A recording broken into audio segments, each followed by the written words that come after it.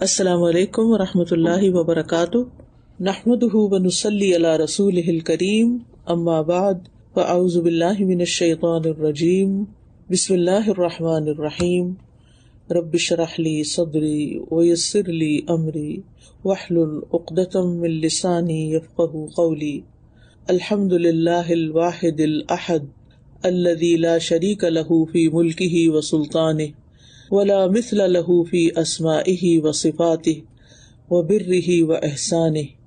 تمام قسم کی حمد اللہ کے لیے ہے جو واحد اور یکتا ہے، اس کی بادشاہت اور اس کی سلطنت میں اس کا کوئی شریک نہیں، اور اس کے اسماء و صفات میں اور اس کے احسانات میں اس کا کوئی ہم مثل نہیں۔ پچھلے ہفتے جو سبق ہم نے پڑھا تھا اس کا خلاصہ کچھ یوں ہے کہ قرآن مجید بابرکت کتاب ہے۔ اللہ تعالیٰ نے قرآن مجید اس لیے نازل کیا تاکہ لوگ اس کی آیات میں تدبر کریں اور اہل عقل اس سے نصیحت حاصل کریں، اور تدبر میں مددگار بننے والے 5 امور ہیں۔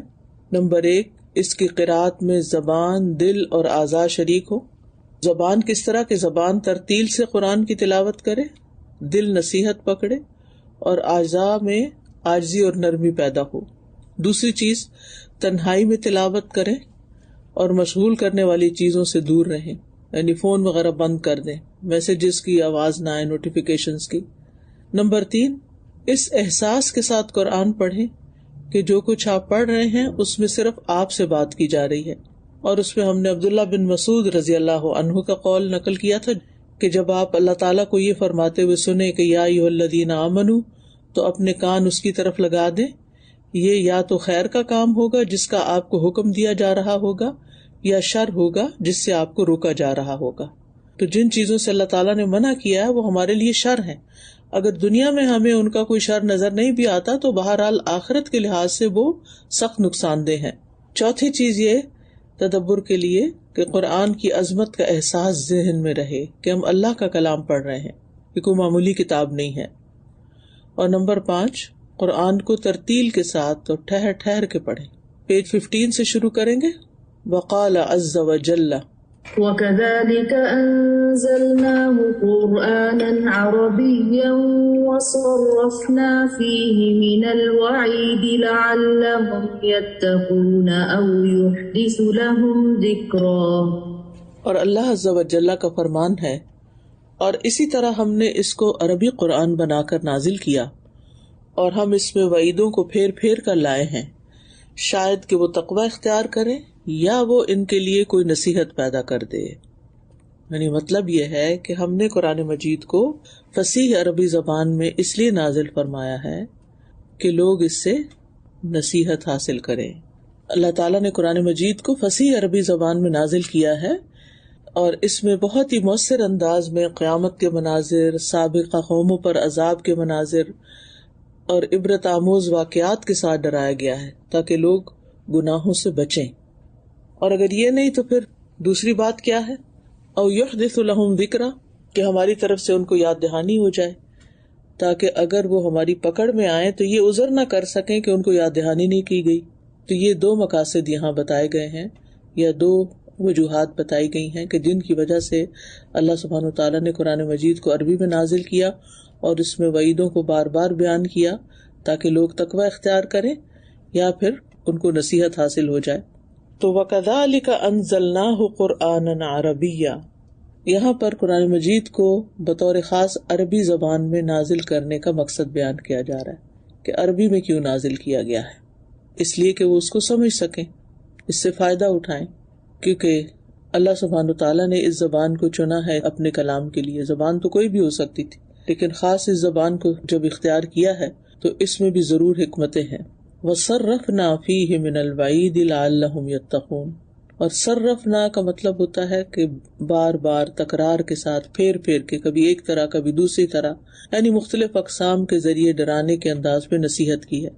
کبھی اللہ کے ایسے ناموں کا ذکر ہے کہ جن کے ذریعے انسان کو سبق حاصل ہوتا ہے کہ یہ کس ہستی کی طرف سے یہ چیز آ رہی ہے، اور کبھی مختلف طرح کے عذابوں کا ذکر ہے، کچھ دنیا کے کچھ آخرت کے، تاکہ لوگ عبرت حاصل کریں۔ کبھی گناہوں کے نقصان بتائے گئے ہیں اور اس کے لیے وعید سنائی گئی ہے، کبھی قیامت کی ہولناکیاں بتائی گئی ہیں، کبھی جہنم کے مناظر بتائے گئے ہیں. تو ان سب ڈراموں کا مقصد کیا ہے کہ لوگ نافرمانیوں سے اجتناب کریں، برائیوں سے بچیں. لعلہم یتقون. اور یہاں پر یتقون کے بعد ایک اور مقصد کیا بتایا گیا، او یحدث لہم ذکرا، کہ کم از کم ان کے دل میں پھر عبرت و نصیحت ہی آ جائے، کچھ سوچیں ہی کہ پچھلی امتوں کا انجام کیا ہوا ہے، اگر ہم بھی گناہ کریں گے تو انہی کی طرح تباہ ہوں گے. تو ویسے بھی آپ دیکھیں کہ اللہ سبحانہ وتعالیٰ کے اس کلام، اس ذکر کے ساتھ دلوں کی اصلاح ہوتی ہے، انسان کے اندر اطاعت کا جذبہ پیدا ہوتا ہے، انسان عبرت پکڑتا ہے، نصیحت حاصل کرتا ہے، اطاعت بجا لاتا ہے، شوق سے عبادت کرتا ہے. جب قرآن کی مجلس سے اٹھتا ہے، قرآن کو سمجھ کے پڑھتا ہے. اور یحدث کا لفظ جو ہے یہ یعنی یہیں پر ہی قرآن مجید کے لیے استعمال ہوا ہے.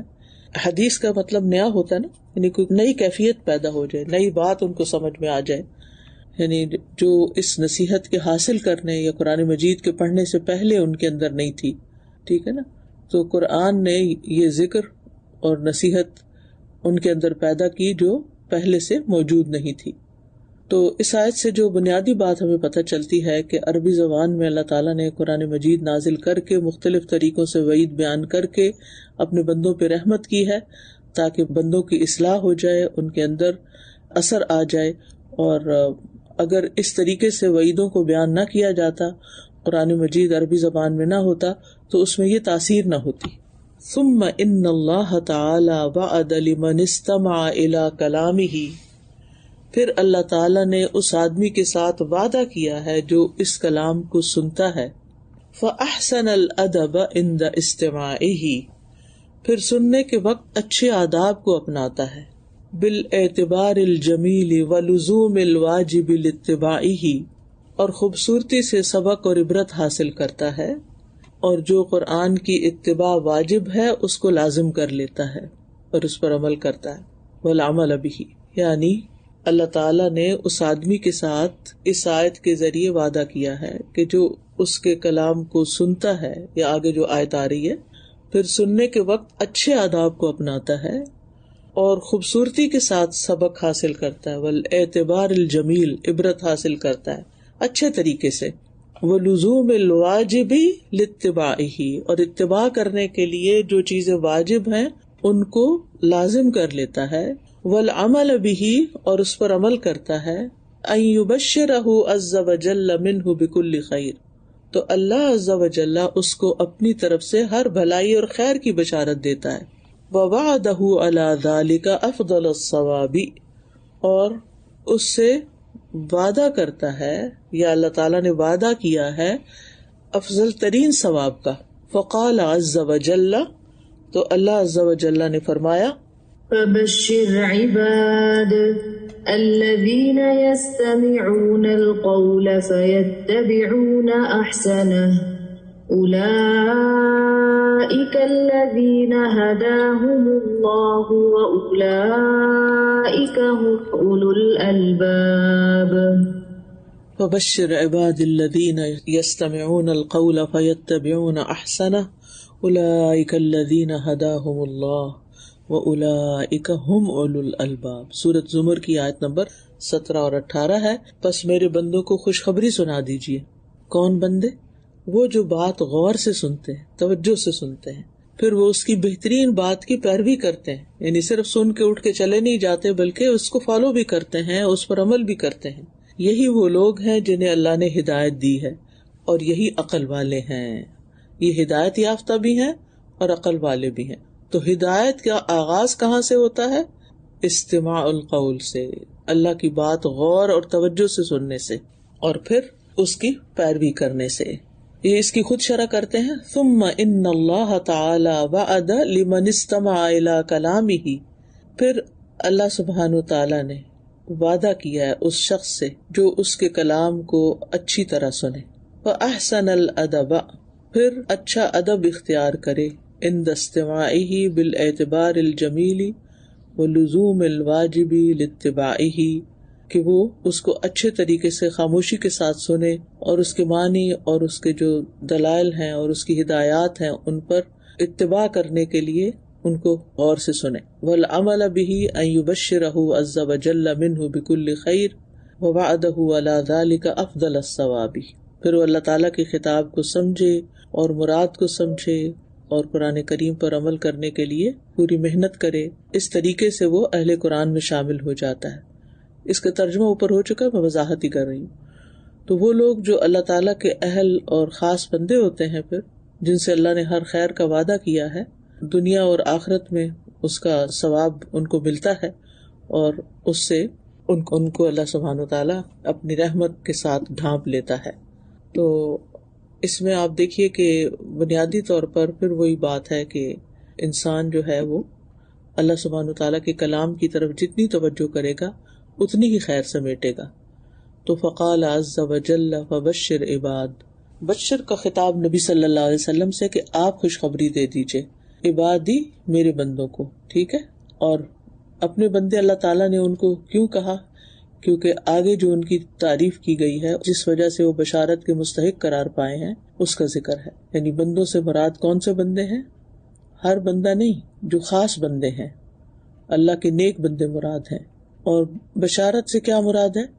یعنی وہ خوشخبری جو دنیا اور آخرت کی ہر خیر و بھلائی پر مبنی ہو، رزق، بلندی، فلاح، سعادت، ان تمام چیزوں پر. کیونکہ اہل علم کے نزدیک یہ قاعدہ اور اصول ہے کہ متعلق کو حذف کر دینا عموم کا فائدہ دیتا ہے. یعنی جب بشر عباد کہہ کے آگے یہ نہیں بتایا گیا کہ کس چیز کی خوشخبری، تو پھر اس سے مراد ہے ہر طرح کی عمومی خیر اور بھلائی کی خوشخبری. اب انسان سوچتا ہے کہ پھر دنیا میں تو تکلیفیں بھی ہوتی ہیں، یعنی صرف بھلائیاں اور نعمتیں تو نہیں ہوتی، وہ تو خالص تو جنت میں ہی ہوں گی. لیکن یاد رکھیں کہ مومن کے لیے آزمائش پر بھی خوشخبری ہے. یعنی دنیا میں بندہ مومن پر اگر کوئی تکلیف آتی ہے، کوئی بیماری آتی ہے، کوئی رزق میں کمی آ جاتی ہے، کوئی اور اسی طرح کے مسائل پیدا ہو جاتے ہیں، تو اس پر جو اجر اور انعام اللہ نے سنایا ہے وہ بھی مومن کے لیے خوشخبری ہوتی ہے. یعنی جنت کی خوشخبری تو ہے ہی، اور ہر اس چیز کی خوشخبری جو ان کو خوش کر دے. تو مومن دنیا میں بھی خوش ہوتا ہے، حتیٰ کہ اس پر آزمائش آتے پھر بھی خوش ہو جاتا ہے کہ اب میرے درجات بلند ہونے لگے ہیں. اور جب اس کو مصیبت آتی ہے اور تکلیف آتی ہے اور وہ صبر کرتا ہے تو اس میں بھی اس کے لیے خیر ہوتی ہے. تو الذین یستمعون القول فیتبعون احسنہ، کہ جو غور سے بات کو سنتے ہیں پھر اس کے اچھے حصے کی پیروی کرتے ہیں، یعنی اپنے مواقع اور لمحات کو ضائع نہیں کرتے، سنتے ہی عمل کی طرف چل پڑتے ہیں. یعنی اچھی بات سنتے ہیں اور اس پہ توجہ دیتے ہیں. اس کے برعکس جہاں لغو بات ہو رہی ہو، فضول باتیں ہوں، گھٹیا باتیں ہوں، بری باتیں ہوں، تو اس کے بارے میں سورۃ فرقان میں آتا ہے وَإِذَا مَرُّوا بِاللَّغْوِ مَرُّوا كِرَامًا، کہ جب وہ کسی بےہودہ کام کے پاس سے گزرتے ہیں تو معزز طریقے سے، باعزت طریقے سے گزر جاتے ہیں. سورۃ قصص میں آتا ہے وَإِذَا سَمِعُوا اللَّغْوَ أَعْرَضُوا عَنْهُ وَقَالُوا لَنَا أَعْمَالُنَا وَلَكُمْ أَعْمَالُكُمْ، اور جب وہ لغو بات سنتے ہیں تو اس سے کنارہ کر لیتے ہیں اور کہتے ہیں ہمارے لیے ہمارے اعمال، تمہارے لیے تمہارے اعمال. یعنی وہ لغویات میں شریک نہیں ہوتے، ان کا حصہ نہیں بنتے، اس میں دلچسپی نہیں لیتے، بلکہ اس کے برعکس اس سے اعراض برتتے ہیں. تو جب وہ لغو سے بچتے ہیں تو پھر محرمات سے کیوں نہ بچیں گے، تو وہ حرام چیزوں سے تو اور بھی زیادہ بچیں گے. تو اس سے یہ پتہ چلتا ہے کہ بہت عقل مند لوگ ہیں جو اپنے وقت کو بھی بڑا قیمتی سمجھتے ہیں اور اس کے بارے میں بخل سے کام لیتے ہیں اور صرف اچھی باتیں ہی سنتے ہیں اور فضول چیزوں سے ان کو کوئی دلچسپی نہیں ہوتی. اب آپ خود سوچئے کہ آج کی میڈیا کے دور میں ہم کیا اس آیت پر عمل کر رہے ہیں؟ یعنی ہمارے اندر یہ کردار اور اخلاق ہے کہ ہم اچھی بات سن کے اس میں دلچسپی لیں اور زیادہ اس کی طرف بڑھیں اور اس کو پروموٹ کریں، اور اس کے برعکس لغو سے بچیں اور فضول چیزیں اور فضول باتیں جو ٹک ٹاک پہ اور ادھر ادھر ہو رہی ہوتی ہیں، گھٹیا قسم کے لطیفے اور گھٹیا قسم کی ایکٹنگ اور گھٹیا قسم کی مثالیں دے کے صرف اپنے ویورشپ بڑھا رہے ہوتے ہیں، اور بعض اوقات گالیاں اور اس طرح کی غلط باتیں بھی کر رہے ہوتے ہیں. تو جو عقل مند انسان ہوتا ہے، جس کی قرآن سے دلچسپی ہوتی ہے، وہ کبھی بھی ان چیزوں کے پیچھے نہیں پڑتا، وہ صرف اچھی چیزوں کی پیروی کرتا ہے کیونکہ وہ عقل مند ہے. قول سے مراد اللہ کا کلام تو ہے ہی، یا پھر نبی صلی اللہ علیہ وسلم کی تعلیمات ہیں، یا کوئی بھی حکمت کی بات ہو سکتی ہے ان دونوں کے بعد کیونکہ اللہ نزل احسن الحدیث کتاب متشابہہ، قرآن مجید کے لیے احسن الحدیث کا لفظ آیا ہے کہ اللہ نے بہترین کلام نازل کیا ایک ایسی کتاب کی صورت میں جو ایک دوسرے سے مشابہ ہے، اور رسول اللہ صلی اللہ علیہ وسلم کے کلام کو بھی احسن الحدی کہا گیا ہے۔ حدیث میں آتا ہے، سنن نسائی کی روایت ہے، احسن الکلام کلام اللہ و احسن الحدی ہدی محمد صلی اللہ علیہ وسلم، کہ ہر کلام سے اچھا کلام اللہ کا کلام ہے اور ہر طریقے سے اچھا طریقہ محمد صلی اللہ علیہ وسلم کا طریقہ ہے۔ قرآن کو جو اچھے طریقے سے سنتے ہیں ان کے اندر پھر غور و فکر کی عادت بھی ہوتی ہے، وہ تدبر کرتے ہیں، اور اسی لیے آپ نے دیکھا ہوگا کہ جو لوگ کسی قرآن کی کلاس میں، یعنی میرے مشاہدے پہ آتی ہے کہ کچھ لوگ جب تفسیر کی کلاس سے اٹھتے ہیں اور اس کے بعد ان سے ملاقات ہوتی ہے تو وہ ان آیات پر ضرور کوئی نہ کوئی بات کرتے ہیں، کوئی ذکر کرتے ہیں، ان کی دلچسپی ہوتی ہے کہ کوئی مزید اس پر ہم سے ڈسکشن کرے۔ لیکن اس کے برعکس کچھ لوگ ایسے ہوتے ہیں جو ہی تفسیر کی کلاس ختم ہوتی ہے، قرآن کی کلاس ختم ہوتی ہے، تلاوت کی کلاس ختم ہوتی ہے، فوراً باتیں اور ہنسی مذاق جیسے کچھ سنا ہی نہ ہو۔ یہ دو رویے سامنے آتے ہیں۔ کچھ لوگوں کے اوپر ایک سنجیدگی ہوتی ہے، وہ غور و فکر اور تدبر کر رہے ہوتے ہیں، وہ اس چیز کو انٹرنلائز کر رہے ہوتے ہیں، وہ اس چیز پر مزید بات کرنا چاہتے ہیں، وہ اس چیز پر ریفلیکشن لکھتے ہیں، وہ اس پر مزید اس جیسی آیات ڈھونڈتے ہیں، خود بھی غور و فکر کرتے ہیں جو ان کو سکھایا پڑھایا گیا ہوتا ہے۔ اور کچھ لوگ بس صرف سماع کرتے ہیں، استماع نہیں کرتے، غور سے نہیں سنتے، بس اس لیے سنتے ہیں کہ وہ کورس کر رہے ہیں اور وہ بیٹھے ہیں اور انہوں نے اب سننا ہے۔ تو یہ کافی نہیں ہوتا، اور آپ میں سے جو لوگ ٹیچرز ہیں وہ اپنے اسٹوڈینٹس کے اندر یہ اخلاق پیدا کریں اور اس آیت کو ان کے ساتھ شیئر کریں، الذین یستمعون القول فیتبعون احسنہ۔ سب سے پہلے تو بذات خود لفظ استماع کے اندر ہی پوری توجہ کے ساتھ اور خاموش ہو کے بات سننے کا اشارہ مل رہا ہے، اور دوسرا شخص جو محض ایک سامع ہے، تو سامع تو بس سن رہا ہے۔ تو سامع اور مستمع میں فرق ہوتا ہے۔ مطلب سامع کیا ہوتا ہے؟ ایک شخص کسی قرآن پڑھنے والے کے پاس سے گزر رہا ہے تو وہ سنتا ہے کہ ہاں یہ قرآن پڑھ رہا ہے، بس گزر گیا، اور دوسرا گزرتا ہے تو اس کے پاس یا تو بیٹھ جاتا ہے اور خاموش ہو جاتا ہے، یا پھر یہ کہ وہ کچھ نہ کچھ وہاں سے لے کے گزرتا ہے کہ اچھا اللہ تعالیٰ نے اس آیت میں یہ بات فرمائی ہے۔ پھر اسی طرح جو توجہ سے سنے گا وہ تلاوت والی آیت سن کے سجدہ بھی کرے گا، جو سامع ہوگا اس کو پتہ ہی نہیں چلے گا کہ تلاوت والی آیت بھی آئی ہے۔ یعنی جو اللہ کے کلام کو کان لگا کے سنتے ہیں وہ نیکی کا کوئی موقع ضائع نہیں کرتے۔ فَيَتَّبِعُونَ أَحْسَنَهُ، یعنی فوراً اس کی ہدایات پر عمل شروع کر دیتے ہیں، جیسے اللہ تعالیٰ نے سورۃ زمر میں بھی فرمایا وَاتَّبِعُوا أَحْسَنَ مَا أُنزِلَ إِلَيْكُم مِّن رَّبِّكُم، تم اس بہترین بات کی پیروی کرو جو تمہارے رب کی طرف سے نازل کی گئی ہے۔ بات یہ ہے کہ قرآن سامع بھی سنتا ہے اور قرآن مستمع بھی سنتا ہے، لیکن مستمع جو ہوتا ہے وہ قرآن کی پیروی کرتا ہے۔ اور پھر یہاں پر یہ ہے کہ احکامات میں سے افضل کی پیروی کرنے والے ہوتے ہیں، جو احکامات ان کو ملتے ہیں ان میں سے جو چیزیں ان سے متعلق ہوتی ہیں براہ راست، جو ان کے دل کو لگ جاتی ہیں، ان کو فوراً کر گزرتے ہیں، اور نہیں بھی دل کو لگتی تب بھی اللہ کا حکم مان کے، جیسے اللہ تعالیٰ کہتے ہیں واعفوا واصفحوا۔ اب کسی کو معاف کرنے کو نہیں بھی دل چاہ رہا تو قرآن کی آیت سن کے دل نرم ہو جاتا ہے اور وہ اس عمل کو اختیار کر لیتے ہیں۔ یعنی وہ حسن اور احسن، فضیلت والے اور افضل اعمال میں فرق کرنے والے ہوتے ہیں۔ یعنی کچھ معاملات واجب ہوتے ہیں، کچھ مستحب ہوتے ہیں، کچھ عزیمت کی راہیں ہوتی ہیں، کچھ رخصت کی راہیں ہوتی ہیں، تو یہ بہترین پہلو کو لے لیتے ہیں جس میں زیادہ اجر و ثواب ہوتا ہے۔ یعنی احسن بات وہ ہوتی ہے جو سب باتوں میں اچھی ہوتی ہے، یعنی وہ اچھی باتوں میں سے بھی سب سے اچھی کی پیروی کرتے ہیں۔ مثلاً قیام اللیل کے بارے میں ترغیب کی بات سنتے ہیں، اور یہ کہ قیام اللیل کی زیادہ سے زیادہ تعداد 11 رکعت ہے اور کم سے کم 1 رکعت ہے، تو وہ پھر کس کی پیروی کرتے ہیں؟ 1 والی کی نہیں بلکہ 11 والی کی۔ جب وہ سنتے ہیں کہ حصول علم میں مال خرچ کرنے یا کسی ایسے فقیر پہ مال خرچ کرنے کے بارے میں سنتے ہیں جو مجبور نہیں، تو وہ کس کی پیروی کرتے ہیں؟ کسی طالب علم پہ خرچ کرنے کی طرف جاتے ہیں، یا پھر بس ایسے ہی چونکہ انہیں کچھ بانٹنا ہے تو وہ بانٹ دیتے ہیں جو بھی سامنے ملے۔ پھر اسی طرح جیسے قل رب زدنی علما، تو علم حاصل کرنے میں احسن طریقے کی پیروی کرتے ہیں، نہ وقت میں کوتاہی کرتے ہیں، نہ لیٹ آتے ہیں، اور پھر توجہ سے سنتے بھی ہیں، اور اس میں سے جو اچھی چیز لے کے جاتے ہیں اس کی پیروی کرتے ہیں۔ اور کچھ لوگ سن لیتے ہیں اور بس سنی انسنی کر دیتے ہیں۔ اولئک الذین ھداھم اللہ، ایسے لوگوں کو اللہ نے ہدایت دی ہے، یا اولئک کا اشارہ بعید ہے، یعنی تذکرہ قریب کا تھا لیکن اشارہ بعید کا ہے. اس سے مراد یہ کہ ان کا درجہ بڑا بلند ہے.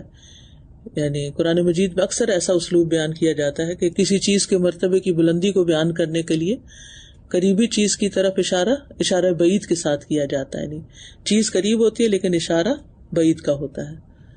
یعنی ہاذا کے بجائے ذالکا ہوتا ہے اور ہاؤلائے کے بجائے اولائے کا ہوتا ہے.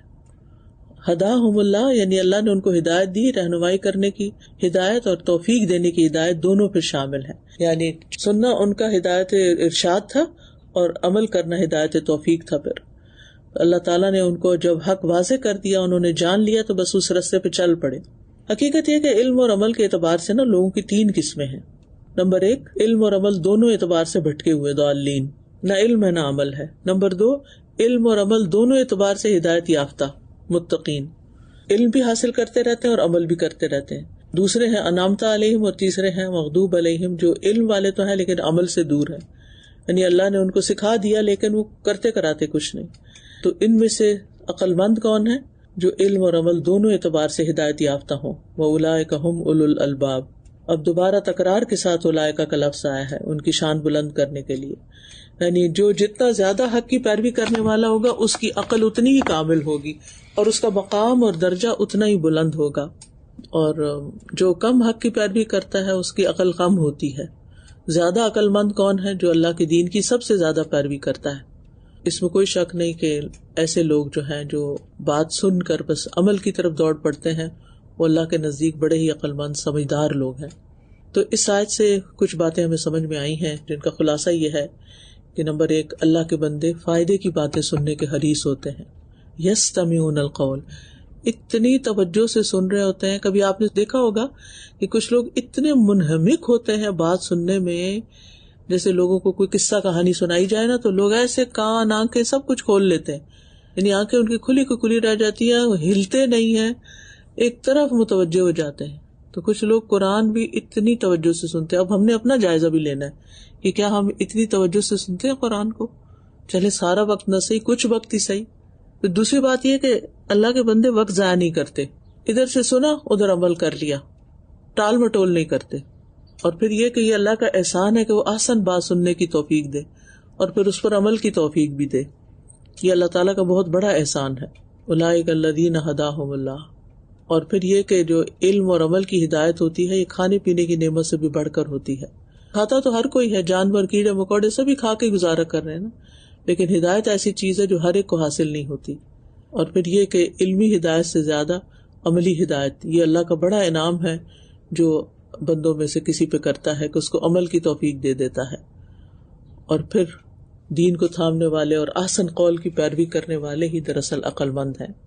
یہی طریقہ ہوتا ہے کہ قرآن مجید پڑھ کے پھر غور و فکر کیا جائے، تبھی فائدہ ہوتا ہے. وآخر دعوانا ان الحمد للہ رب العالمین.